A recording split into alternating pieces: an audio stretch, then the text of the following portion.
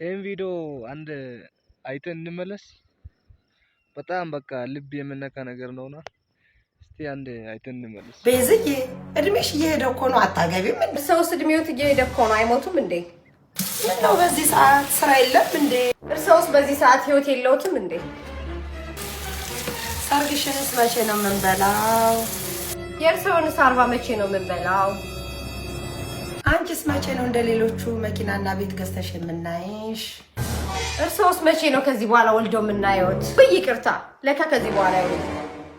ምን አልሽ አንቺ ጋጣን ተባለገ? ቆይ ባልሰራልሽ ነይ ብዬሻል።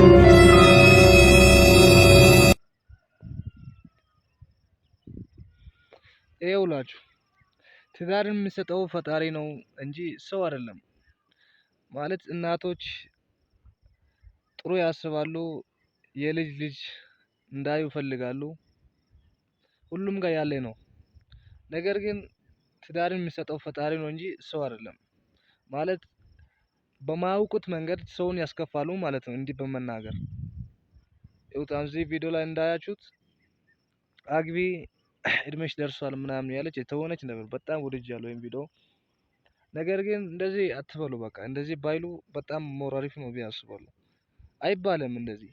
በቃ የሚያስደስት ነገር ይመስላል እንጂ ያስከፉ ነው። አሁን በውስጥ ያስከፉ ነው። እድሜሽ ሄዷል እኮ ያንቺ እኩያዎች አገቡ እኮ ወለዱ እኮ ስሉ በጣም በቃ የሚያናድድ ነገር ነው እንጂ ሞቲቬት የሚያደርግ ነገር አይደለም ቢያስባለሁ። ብቻ ይኸውላችሁ እናት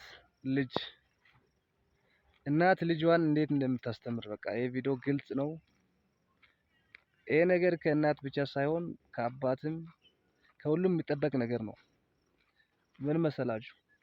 እኛ ብዙ ጊዜ አንድ ነገር እንደ ከባድ ነገር ነው የምናየው፣ እንደማልችል ማለት ነው። በቃ አለ አይደል? ግን እኛ ውስጥ ስንገባ ያ ነገር እኛ አዳፕት ስናደርግ በቃ ሞር የተሻለ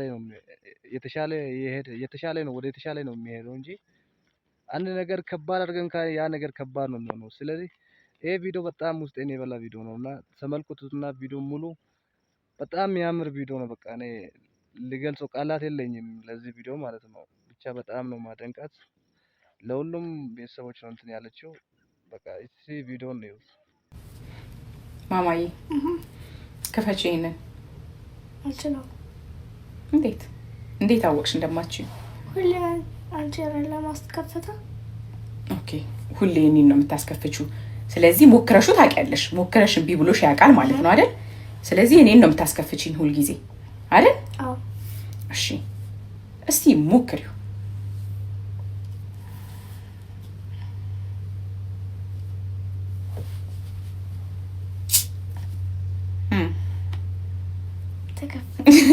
ከፈትሽ አይደል?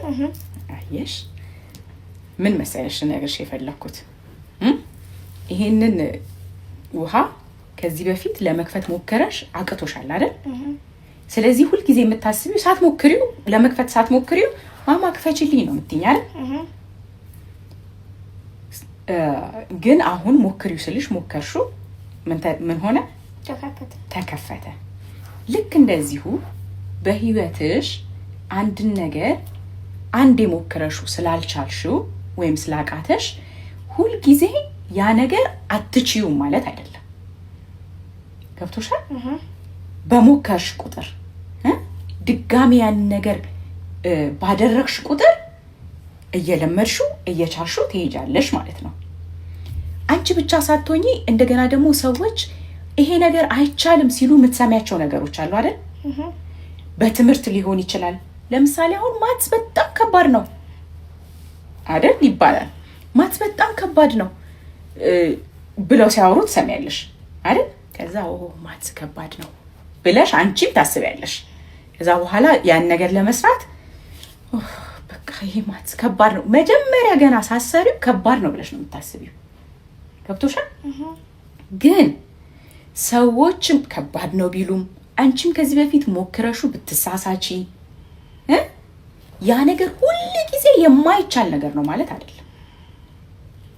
ምንም የማይቻል ነገር የለም በዚህ ምድር ላይ። ገብቶሻል እንዴ? ምንም የማይቻል ነገር የለም። ብቻ ካንቺ የሚጠበቀው ምንድነው? መሞከር። ካንቺ የሚጠበቀው ምንድነው? መሞከር። ስትሞክሪው ዛሬም ቢካልሽ ነገም መሞከር፣ ሌላ ጊዜም መሞከር። አንድ ቀን ምን ታደርጊያለሽ ማለት ነው? ያንን ነገር ማድረግ ትችያለሽ። ይሄ በህይወትሽ ሁሉ ለብዙ ነገሮች ነው ምሳሌ ነው። ገብቶሻል? በህይወትሽ ዘመን ሁሉ ማለት ነው። ኦኬ እናቴ የማይቻል ነገር የለም ብላኛለች፣ ስለዚህ ሞክረዋለሁ። ገባሽ? ሞክረዋለሁ። ዛሬ ማድረግ ባልችል ነገ ደግሞ ላደርገው እችላለሁ አይደለም?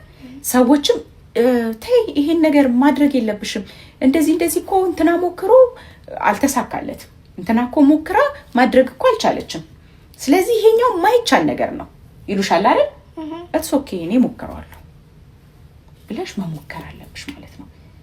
አንድ ጊዜ ብቻ ሳይሆን እምቢ ሊልሽ ይችላል አንዴ ማድረግ ያን ነገር ድጋሚ መሞከር።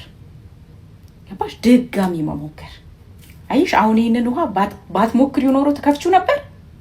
ሁልጊዜ ሐሳብሽ ውስጥ ያለው ምንድነው? አንዴ የሆነ ጊዜ ላይ ሞክረሻል መክፈት አልቻልሽም፣ ስለዚህ ሁሌ መክፈት ማትችይ ነው ይመስልሽ አይደል? ለዚህ ልክ እንደዚሁ ብዙ ባለመሞከርሽ የተነሳ ብዙ የምታጫቸው ነገሮች አሉ። ገባሽ? እስቲ ምንድነው የተማርሽው? ሁሉም ነገር የሚከብድ አይደለም። ኦኬ ሁሉም ነገር የሚከብድ አይደለም። ሌላስ?